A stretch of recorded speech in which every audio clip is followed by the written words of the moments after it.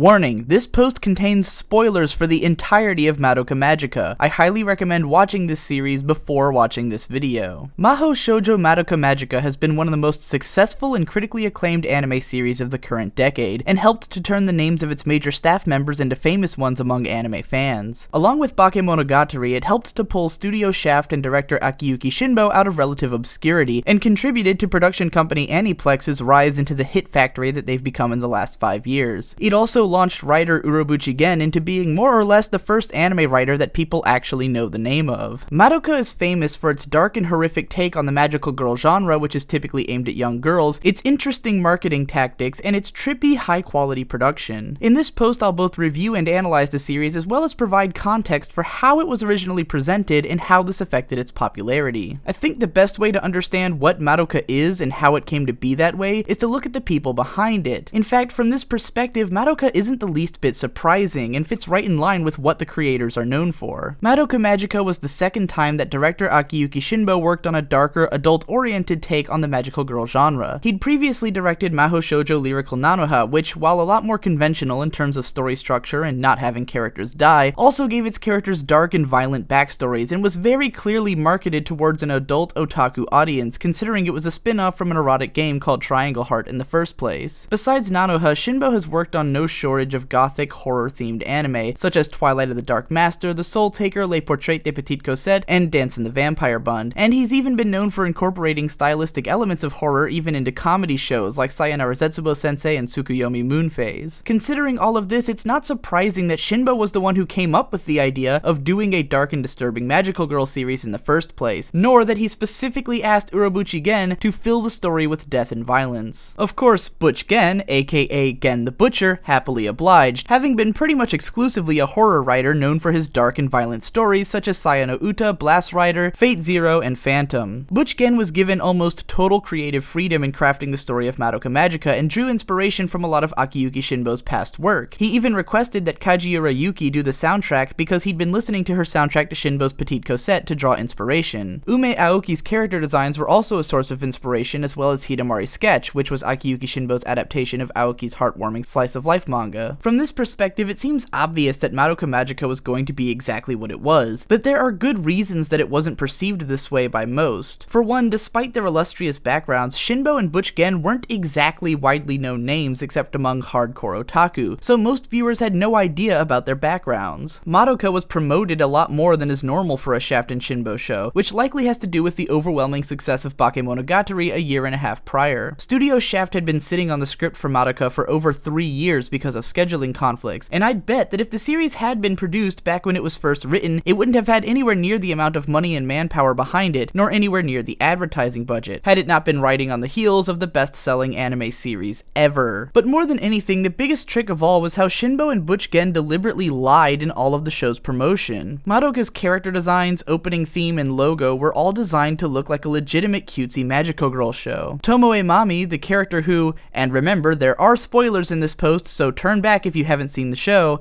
dies in episode 3, was included on all of the promotional material and had one of the most popular voice actresses in the show. Butch Gen had even said on Twitter that the show was totally innocuous and not like any of his other work, and only admitted the truth after episode 3 had aired. All of this had been Shinbo's plan to deliberately misdirect the viewer, and even though the first 2 episodes had shown some darker and more sinister themes and visuals than what one might expect from the genre, episode 3 still took most people by surprise, and is still taking people by surprise who haven't been spoiled to the show's true intentions even today.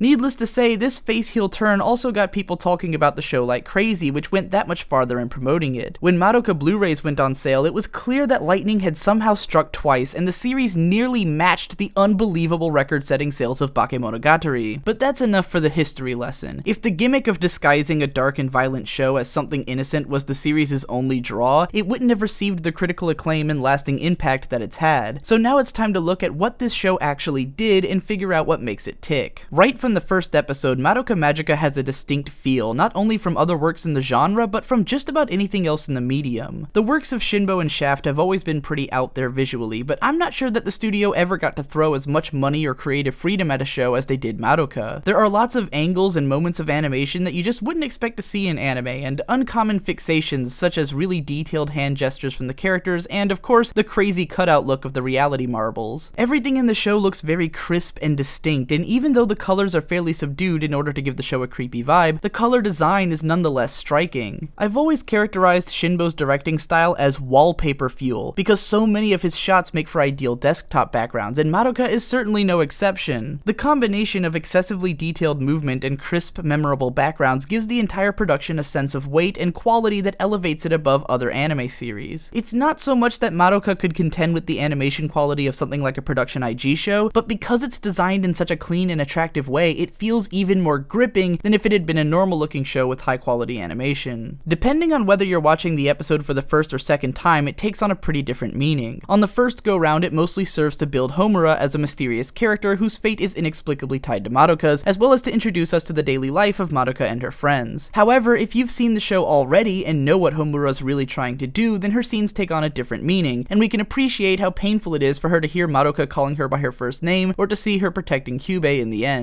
Episode 2 is where we get more of the proper magical girl setup stuff, and this order of events suggests indirectly that the magical girl stuff isn't the real point of the show. The first episode already presented us with the real story, which is that of Homura trying to stop Kyubey to protect the fate of Madoka. So while episode 2 appears to be the meat of the story setup, it's actually more of a misdirect made to give the impression that this really might be a proper magical girl show. Everything established about how witches and magical girls work is typical of the genre, and one could be forgiven for assuming after this that the show was just weirdly trippy but ultimately a normal magical girl show. Interestingly, the show is kind of careful not to outright lie to the viewer. The only reason we are misinformed is that we're following Madoka's perspective, and she gets all of her information from the utterly misinformed upperclassman Mami. Moreover, we have no reason to doubt Mami, who comes across as cool, reliable, and a good role model for Madoka. There are hints of what a real role model should be like though in the form of Madoka's mom. When asked about what she'd wish for if she could do so, Madoka's mom answers that she'd basically clear the way for her to climb the corporate ladder, but when Madoka suggests that she does it anyway, her mom ambitiously begins to consider doing just that. At this point, Madoka's mom symbolizes chasing after your wishes by your own hands without relying on things like magic. If there's one way that the show could be called a liar, it's with the use of the ending theme. Madoka's opening theme is interesting in that it wouldn't really sound out of place in a magical girl show, but also doesn't feel out of place here. It's a pop song, but there's a distinct sense of sadness in the lyrics and performance, and even in the video. The show's proper ending theme, Magia, is used as background music during the fight scenes in the first 2 episodes, whereas the ending song is a cheery pop song sung by Madoka's voice actress. This false ending theme really does betray the true nature of the series, but given that Madoka still has no idea what she's really in for, it is at least true to her feelings for this part of the show. Episode 3 is where the series finally reveals its true intentions as a dark and violent magical girl series, but it's here that I'd like to try and debunk the idea that Madoka is necessarily subversive or deconstructive of the genre. For starters, let's clarify that this genre is actually pretty diverse. The type of magical girl shows that are best known to older fans and those in the West is the subgenre of battle shows, which includes the likes of Pretty Cure, Sailor Moon, Cardcaptor Sakura, and Shugokata, and Madoka falls in with this genre. But there are plenty of other types of magical girl shows, such as the ever-growing idol genre, which Madoka has little in common with. Within the realm of battle series, Madoka doesn't necessarily bring anything that the genre hasn't seen before, except for maybe the evil mascot character. In fact, while it wasn't thought of as a magical girl series at the time of its release because the genre title didn't exist yet, Go Nagai's Cutie Honey is often considered among the earliest magical girl series in retrospect, and was not only aimed at boys, but contained lots of violence, nudity, and action. Even in series aimed at girls, there's always been plenty of playing with tropes. The original Sailor Moon manga featured character deaths, and both that series and Ojamajo Doremi are known for dealing with surprisingly dark themes. Pretty Cure began to draw the attention of otaku audiences with its well-animated fight scenes, which may have influenced the purely otaku-oriented Nanoha franchise, which, as I mentioned earlier, was often pretty dark and violent. Madoka is somewhat unique in that the main character doesn't transform for the majority of the series, but it could be compared to Cardcaptor Sakura, in which Sakura never actually transformed, but really was just putting on different outfits while using magic. Or how in Revolutionary Girl Utena, while Utena does ostensibly have a sort of transformation, the series is more about her long-term character arc and how she transforms as a person in the end. The idea of a completely tragic magical girl show has even been explored in the likes of Princess Tutu, and both that series and Utena do way more to subvert and deconstruct the magical girl genre than Madoka does. After all, in the end, Madoka really does have thematic similarities to other shows in the genre. The ending could be taken as somewhat melancholy, but it's ultimately uplifting. I think it's a bit presumptuous to label Madoka as an outright subversion of the genre, and that it's more accurate to call it a dark and violent take on the genre. It's not that Madoka doesn't represent its genre idealistically, it just goes about its portrayal of themes in an atypical fashion. This distinction might be pedantic in the end, but I feel that in labeling Madoka as contrary to the magical girl genre, rather than as a member of it, would be to pointlessly limit the idea of what a magical girl show can be, whereas considering Madoka to be a dark example of a magical girl show actually expands what the genre can be considered capable of. Anyways, in this episode, we see the beginnings of the kind of person Madoka will become, and how this contrasts with who Mami is in spite of Madoka's perception of her. Madoka is inspired by her mom's attitude of drawing satisfaction from the general feeling of accomplishment in her life to try and become a magical girl so that she can have feelings of doing something for the betterment of others. Meanwhile, we learn that Mami never really wanted to be a magical girl, and that her confidence and swagger are all just a front that she puts up so that she can deal with her work. Unfortunately, Mami seems to have bought into her own facade and arrogantly doubts Homura's intentions. I love the moment where Mami says that Homura's desire to prevent competition comes from an immature mindset, and Homura just death glares at her as if to say, yeah, exactly, you are immature for believing that that is my intention. Mami fails precisely because she isn't the real deal. She gets excited at the idea that someone is going to help take her pain away, but is practically admitting in the process her own lack of strength. When reality strikes, it strikes with a vicious and unfair fury. Mami did not deserve to die for her failure, but as Homura puts it, such is the nature of being a magical girl. With the 4th episode, the story begins to open up as Sayaka makes her contract, Kyoko is introduced, and the motivations and intentions of the characters start coming to light. As such, I'll be switching from talking about the show episodically to something more broad. Miki Sayaka's arc, which takes up the bulk of the series, is a sort of downward spiral caused by the slow realization that she, like most people, is not as strong as she thinks she is. Sayaka's crucial flaw is that her intentions are good, but she doesn't really understand who she is as a person. She thinks that by wanting to do good things and sacrificing herself for others, she'll be able to find happiness, but upon the realization that she can never be with Kyosuke, she comes face to face with her true nature. It's not so much that Sayaka is lying to herself the whole time, although there certainly are elements of that, it's that she doesn't understand her own limitations, and upon learning them can't handle the realization. The reason Madoka has so much potential is because she actually has the mindset and personality to potentially do what Sayaka can only pretend to be capable of. In her heart of hearts, Sayaka's desires were always selfish, and she realizes it all too late. She draws inspiration from her perception of Tomoe Mami, but as we've discussed already, Mami was never really that strong to begin with, which is how she got killed. Sayaka sees Kyoko and Homura as selfish and unjust, and by comparing herself against them, she strengthens the idea that she's in the right, which only obscures the truth of her nature even further. At the point when Sayaka can no longer reconcile her ideal self against her actual self is when her mind unravels and she finally goes over the edge. Meanwhile, Sakura Kyoko is Sayaka's opposite. Kyoko fights out of a sense of duty, but acts as though she's doing it all for herself. She's willing to throw other people under the bus and make sacrifices, but all of it is ultimately so that she can keep fighting and keep others from needing to fight. Kyoko's arc kind of happens too fast in the show, so part of my interpretation of her character involves filling in the blanks that the show left, but I think the best way to rationalize her actions in the end is to recognize that she was perhaps the one most interested in self-sacrifice to begin with. That said, because she had already used her wish short-sightedly as a child, she no longer has the means to become truly powerful as Madoka can, and ends up dying in a last-ditch effort to do the impossible in saving Sayaka's life. In a way, Kyoko was always living in the shadow of her past mistakes, and couldn't emerge from that with enough hope for the future to power her onwards. Whereas Mami, Sayaka, and Kyoko all failed to understand either themselves or their powers at critical moments, Homura is the only one lucky enough to get a full grasp of both. Because of her time travel ability, she can keep repeating the same cycle until she learns how to do everything right, not unlike a Groundhog's Day loop. Homura's ambition is to reach a timeline wherein Madoka can be happy, and while she might not get her wish in exactly the way she wants it, she will eventually get it in some form as a matter of course, since her power dictates that she gets to repeat the cycle until she gets it right. Homura may have the knowledge which the others lacked, but not unlike Kyoko has already used her wish, and so even if she is successful, the conclusion which she is capable of reaching is already set in stone. However, it is because of Homura's cycle that Madoka's latent capability keeps growing, as she in turn has new chances to do everything right every time Homura starts the cycle over again. In the end, all the time, power, and knowledge that's bought by Homura's cycle allows Madoka the clarity of thought and understanding to make a wish that can change everyone's fates and save the magical girls once and for all. Whereas everyone else's wishes had been too narrow in scope, Madoka realizes that the only way to truly change the nature of the cycle is to change the nature of the universe in the process, which she accomplishes by becoming a god. She takes out the entire concept that all hope must come with an equivalent exchange of despair by becoming a self-perpetuating machine of gaining hope through the fact that she is taking on despair, i.e. permanently balancing out the hope and despair within her, and, well, the rest is adorable Yuri history. If I had to determine the key to Madoka's success, I would say that it's actually an incredibly straightforward and simple story, presented in just such a way that it causes the viewer to digest it differently than they would another story. Ultimately, it's about the battle of hope versus despair, and about the main character saving the universe, which is as typical as an anime story can get, but because it plays this game with clashing tropes and defiance of expectation, it causes the viewer to engage it differently. The producer of Madoka Magica has stated that he felt the show was actually pretty kid-friendly, in that it doesn't feature any explicit sexuality or gore and ultimately presents a pretty normal story, and in that I have to agree. I would compare the success of Madoka to the success of Death Note. Like Madoka, Death Note was a show whose premise seemed twisted and dark, but was actually really easy to follow and understand even for young people, which is appropriate considering that it ran in Weekly Shonen Jump. Both of these series used dramatic twists, engaging stylistic trappings, and big memorable moments to sell a straightforward plot as something ostensibly fresh and new. I must admit that while I did enjoy Madoka overall and find it fun to watch, upon seeing it again I was unimpressed in terms of how it compares to other media on the whole. In spite of the unique presentation, there aren't really any unique ideas in the show, and it kind of reads like a teen-friendly version of a more detailed Urobuchi Gen story like you might get from Psycho Pass. Madoka feels very short even for a 12-episode series, as it seems only interested in hitting all of its plot points without doing much to flesh out the world or characters. Butch Gen has admitted that he considered the characters secondary to the storyline and even had most of their fates decided before he'd even given them names. This isn't necessarily a bad way to craft a story, since it means that the themes of the narrative take prominence, but I don't think that Madoka explored its themes in an impressive amount of depth. Nonetheless, that's not to say that the series has done anything wrong. It's more just that in the grand scheme of things, it might not hold up as well in comparison to other works, even within the libraries of its own creative team. Of course, with Madoka being the ridiculous success that it was, it quickly spawned an entire franchise surrounding it. 2 manga adaptations and no less than 6 spin-offs have been produced at the time of this writing, which I won't be discussing in this video, nor will I cover the light novels or any of the 5 currently available video games. The biggest additions to the franchise were the trio of films, 2 of which are recaps of the series with additional footage and redone voiceover, and the third of which is a totally new story that serves as a sequel to the original. I am about to spoil the movie as well, so if you don't want it spoiled, now would be the time to stop this video, as I am done talking about the show. Opinions of Madoka Rebellion are pretty divided, which isn't surprising as the film is a total clusterfuck. The first act plays out like one of those alternate universe funtime OVAs that a lot of other shows get, or like the first part of a Higurashi arc, where all the characters are just hanging out and having fun. It's basically a bunch of fan service, a chance for us to see all the main girls hanging out and enjoying themselves as a group, both in casual life and in battles, which we never really got to see in the show. This is fine in itself, though the interactions end up feeling really forced, as it's painfully obvious that these scenes exist just for the sake of themselves. Which isn't to say that none of them are entertaining, as the scene with the characters singing in the midst of killing a nightmare certainly is, but it's also so bizarre and out of left field that it's hard to take seriously as a canon part of the series. The film's second act is way needlessly stretched out, with even more fan service in the form of things like an extended battle between Homura and Mami, most of which operates on an Advent Children level of excess, and the creation of Bibi-chan. To clarify, Bibi is the witch that killed Mami in episode 3, but in this universe she's Mami's best friend and also turns out to be a loli, or actually she was part of Madoka's God Mode existence along with Sayaka. Why was Bibi a part of Madoka?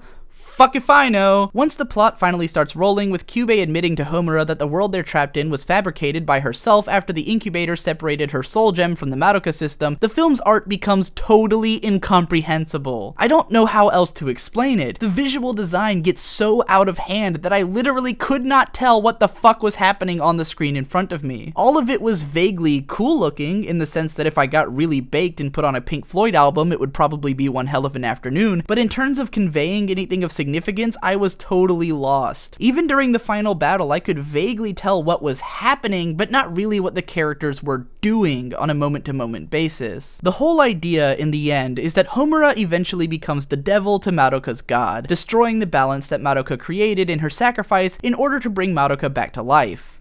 I think. I could kind of comprehend that Homura would do something like this to take the pain away from Madoka, even though at the end of the TV show, Madoka made it explicitly clear that she wasn't feeling any pain and was happy being a part of everyone's lives, and it seemed like Homura trusted her. Even if I can see Homura doing it, I don't really grasp why she was capable of becoming the devil. I'm not necessarily saying that the movie didn't explain it, but if it did, then it went over my head while I was trying to wrap it around what the fuck was actually happening in the film's third act. I honestly can't enthusiastically attempt to analyze this movie in a meaningful way, because I just outright disliked it. The early part of the film, which should have been effective fan service, mostly served to remind me of how these characters aren't really that interesting, and so watching them do fun stuff together doesn't really fill me with the kind of feelings that I would have gotten watching one of the similar Higurashi OVAs. The visuals and fight scenes were so far over the top that I was numb by the end of the Mami and Homura fight and completely out of patience for the rest of the film. I feel like I understand what the ending was going for, but it doesn't handle it with anywhere near the grace that, say, the final chapter of Devilman or the Revolutionary Girl Utena movie does. It just feels like one big ridiculous clusterfuck that I couldn't bring myself to care about. Anyways, that's kind of a downer way to end this video, and I'm sure a lot of you will disagree with me who found this movie interesting or who enjoyed the TV show more than I did. Nonetheless, I do hope you enjoyed this video and that you'll check out more videos on this channel, and if you really enjoy my content, that you'll support me via Patreon or PayPal so I can keep this channel going.